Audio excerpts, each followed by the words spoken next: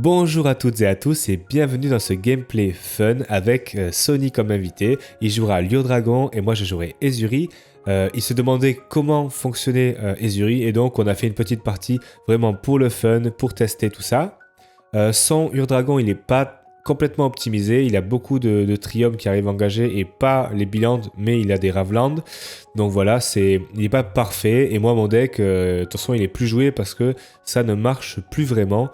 Et on va voir ça tranquillement. Allez, je vais commencer la partie parce que j'ai gagné le toss. Et donc, forêt de base. Je vois que j'ai 2 tours 1 dans la main. Ce sera donc symbiote de Brimbois. Très bien. Excellente carte dans un deck elfe. On renvoie un elfe dans notre main pour dégager une créature. Ça peut protéger des elfes. Et ça peut faire beaucoup de mana. Grâce à des elfes qui font énormément de mana. Certains comme la prêtresse de Titania par exemple. Allez, il nous pose un Val de Roche Ruine, je crois que ça s'appelle. Alors, j'ai les cartes en anglais là. Et du coup, ça va être un petit peu la gymnastique. Je pioche Forêt pour le tour. Ah oui, celle-là, je la connais pas trop. Je crois que c'est Visionnaire couronné de feuilles. Je crois que c'est ça. Donc voilà, excellente carte. +1/+1 aux elfes. Et ça va faire beaucoup piocher de cartes. Puisque quand on lance un sort d'elfe, on peut payer 1 pour piocher une carte. Allez, il a des tapes PC permanents, il pose une île... Ah ben en fait, il la pose pas. Ouais. Qu'est-ce qu'il nous joue? Ouais, il nous joue un barbare téméraire, je crois. Très fort pour... à sacrifier, vous savez, pour faire 2 rouges. D'ailleurs, il coûte 1 de moins puisque son commandant a l'éminence. J'en ai pas parlé, mais Lure-Dragon, il a l'éminence. Et donc, tous ses sorts de dragon coûtent 1 de moins. Depuis la zone de commandement, c'est très fort. Il nous pose une île. Et il va nous jouer une petite carte. Alors ça, c'est pas mal, je crois. C'est un escoufle enfer manaforme. Est-ce qu'il va nous jouer un escoufle enfer manaforme? Du coup, on dirait pas. Mais je pense que si, parce que ça non, ça, il va pas le jouer. Alors, il sacrifie sans l'engager. Il va sacrifier le barbare téméraire. Et nous jouer... Ouais, c'est ça. L'escoufle enfer manaforme. Très bien, donc il a une 4/4 vol.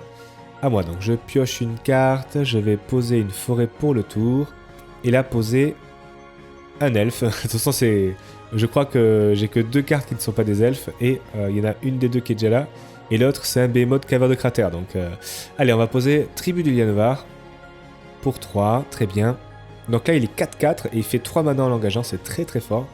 Et j'ai pas de mana pour faire la capacité du visionnaire et piocher une carte. Donc, ce sera une fin de tour simplement. J'attaque pas dans la 4/4. Hein. Faut être un petit peu bête pour faire ça. Et ce sera lui, donc il a pioché.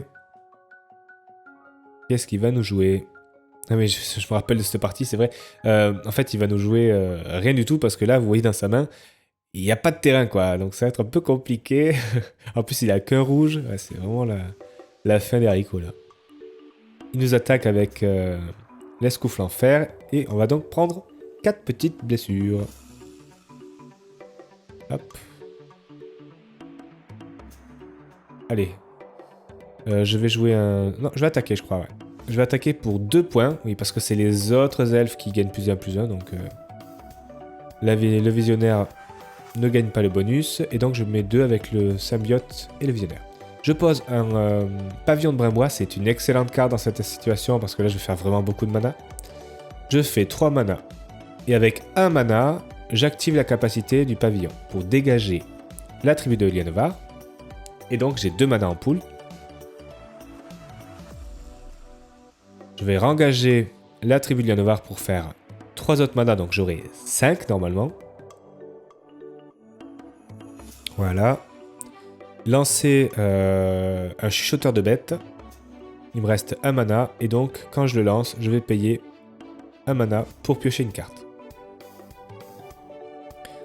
Déjà, la carte s'est remplacée, c'est plutôt cool. Et elle a mis une blessure, donc c'est très bonne carte.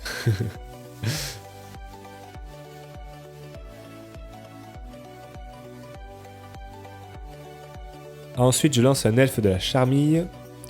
Trigger, il y a 2 triggers en même temps quand on lance un sort de créature ou un elfe. Du coup, ça va être dans la pile d'abord le visionnaire et ensuite le chuchoteur. Et donc, je résous d'abord le chuchoteur, je pioche ma carte, puis je paye 1 et je pioche une autre carte grâce au visionnaire.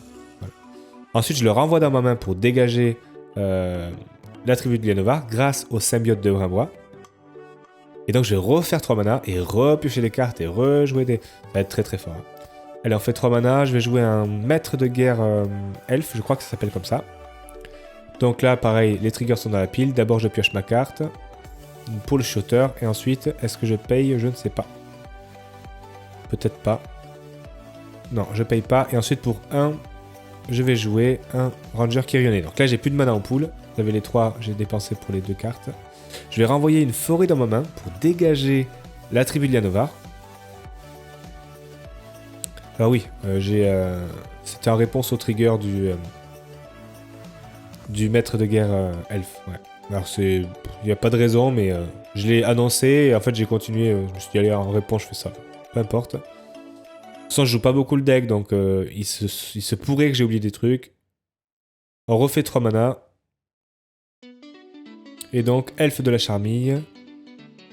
Quand je le lance, pareil, je repioche une carte.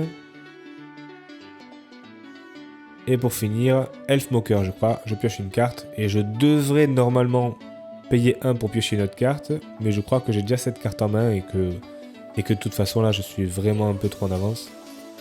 Ouais. J'aurais pu piocher une carte de plus, voire 2 cartes de plus. Mais bon, c'est pas grave. Peut-être que dans ma main, j'ai un éphémère ou un truc comme ça. Je ne me rappelle plus. Donc c'est à lui. Alors là, c'est... Il y a problème, là. Il y a petit problème. En plus, je crois qu'il a pas pioché de land. Ça va être... Ça va mettre beaucoup de blessures au prochain tour, je crois que c'est juste un kill, simplement. Il attaque parce qu'il y a un elfe moqueur, et quoi qu'il arrive, il pourra pas bloquer. Donc, bon, ben, bien joué à lui, d'attaquer comme ça. On dégage tout, et là, je crois que c'est la fin des haricots. Alors moi, c'est comme ça que j'aime bien jouer Ezuri, c'est que je le joue pas, tant que je peux pas faire la capacité, et donc je m'en sers vraiment comme un overrun, quoi. Je joue Ezuri plus overrun dans le même tour. Donc là, je fais 3 pour Ezuri. Quand je le lance, je pioche une carte. Mais je ne paye pas 1 pour piocher une autre carte. Il me dit t'as le trigger, je dis non mais là je veux plus piocher. Je dégage l'attribut de Lianovar. Et là il y a une séquence un petit peu violente. Âme sensible, s'abstenir. J'ai un trigger du maître de guerre elfe. Donc le petit token est là-bas. Et donc voilà, on va attaquer. Donc j'attaque avec le chuchoteur, avec l'elfe de la charmille, l'elfe moqueur, le petit token, la petite 1-1, le ranger. Là j'attaque avec tout simplement. Sauf le petit symbiote parce que j'ai vraiment déjà trop de blessures à appliquer. Voilà, donc là, il m'a dit pas de bloc. Donc voilà ce que je fais. J'engage l'attribut de Lianovar. Ça va me faire 3 mana. Ensuite, je renvoie une forêt dans ma main pour la dégager. Je vais, paf, le rengager. Et là, je vais renvoyer un elfe dans ma main, donc celui que je viens de créer, ça tombe bien, pour le dégager. Donc là, j'ai 6. Et là, paf, j'ai 9 mana. 9 mana. Et pour un 10, j'ai 2 overrun. Donc je vais faire 2 fois plus 3 pièdes, pardon. Bon, donc, en gros, il prend une cinquantaine de blessures entre les +1 du visionnaire couronné plus 6 piétinement. Bon voilà, on pense que là le pauvre dragon est encastré dans un mur. Hein.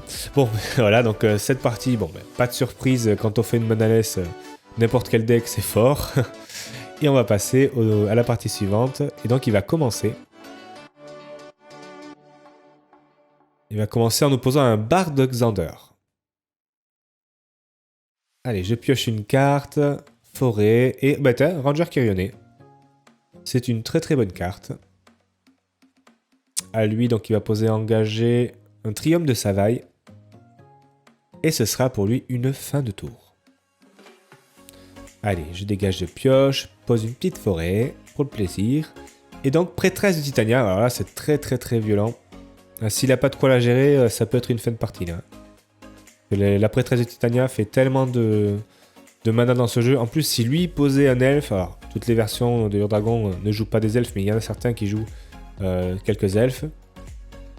Là, s'il en jouait, ça me ferait du mana, donc faudrait pas les jouer quoi. Il va nous jouer pour 3 Rivaz. Rivaz, très très sympa. Alors, c'est malheureusement pas un dragon, mais très très sympa. Mutkavo, ça par contre, c'est un dragon, mais c'est aussi un elfe. On va poser Eladamri. Eladamri, tous les autres elfes ne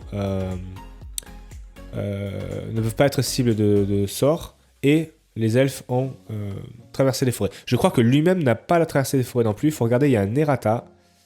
Bref. Donc du coup, je me dis, oui, je voulais l'engager pour le créer, pour le mettre en créature, pour le convertir en vert, ce mana du Mutcavo. Mais au final, je crois que j'ai pas besoin. Donc simplement, 3 mana, et je vais jouer un druide des cercles des rêves. Je crois que c'est comme ça. Cercle des rêves, il me semble. Bon, là, c'est un berceau de Gaïa sur pattes. Ouais, s'il n'y a pas de gestion, de toute façon, même s'il y a une gestion, elle part sur la damerie. Donc là, je pense que c'est déjà fin des haricots, malheureusement. À part s'il me trouve quelque chose de très violent. Je me rappelle qu'il y a une partie qu'on n'a pas enregistrée où il m'a posé le coursier qui fait venir l'Urdragon. Et sur l'attaque des Urdragon, il pose un permanent. Il m'a posé Minsk. Et du coup, j'ai pris 20. Donc ça peut arriver très vite quand même.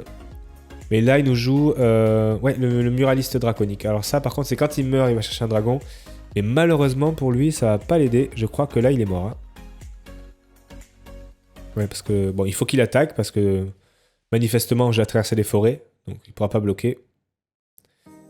Donc là, il faut attaquer avec Rivaz pour mettre des blessures. Ou alors faire du mana pour jouer un gros truc. Mais... fallait le faire avant. Je pense qu'il s'est dit qu'il avait le temps. Mais je crois que là, il n'a pas le temps. Hein. Malheureusement.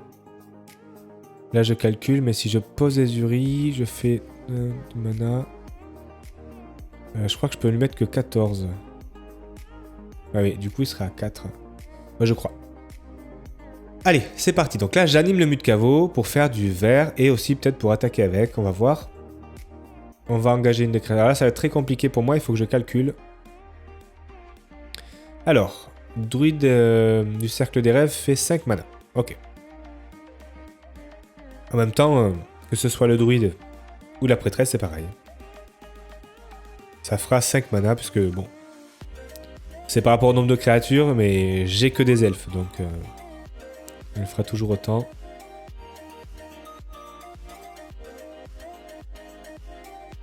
Il y a une phase de calcul. Ça, c'est Ezuri, c'est comme ça. Elfball, c'est je compte. Oui, ça passe. Ah ben, j'ai gagné. Alors, qu'est-ce qu'on fait? Donc 5 mana, oui, c'est bien ça, 5 mana. Donc je mets 5 mana dans ma piscine. Ezuri, donc, très bien. Malheureusement, je peux pas dégager mes créatures parce que j'ai posé la damerie. Mais je pense que c'était plus sage de poser la damerie quand même. Parce que une petite foudre sur mes elfes à mana ou un truc comme ça aurait pas été cool. Donc il me reste 2, je pose une visionnaire elfe. Et là je pioche, voilà, d'accord, super. Donc j'ai pioché un Behemoth caverne de cratère, voilà, donc c'est facile, magique. J'ai 7 créatures, puisque le Mutcavo est une créature, 7 elfes. Donc je vais pouvoir engager, engager la prêtresse et la forêt. J'ai 8, Behemoth. Normalement, je devrais attaquer avec vraiment du lourd. Ouais, donc là, il y a +8 piétinement à toutes les créatures. J'ai 4 créatures qui peuvent attaquer. Je crois que je ne vais même pas attaquer avec toutes les créatures. J'ai le Mutcavo qui peut attaquer, mais là, c'est même plus nécessaire. Hein. Deux créatures déjà le tuent, donc c'est fini. Voilà, bon, j'espère que ça vous aura plu. Je sais que c'est un petit peu à sens unique et qu'on n'aura pas beaucoup vu l'Urdragon. Mais si vous voulez voir l'Urdragon, vous pouvez simplement me le dire en commentaire. Et donc, on fera une vraie partie où il s'en sort mieux. Ouais. Merci beaucoup et puis à bientôt.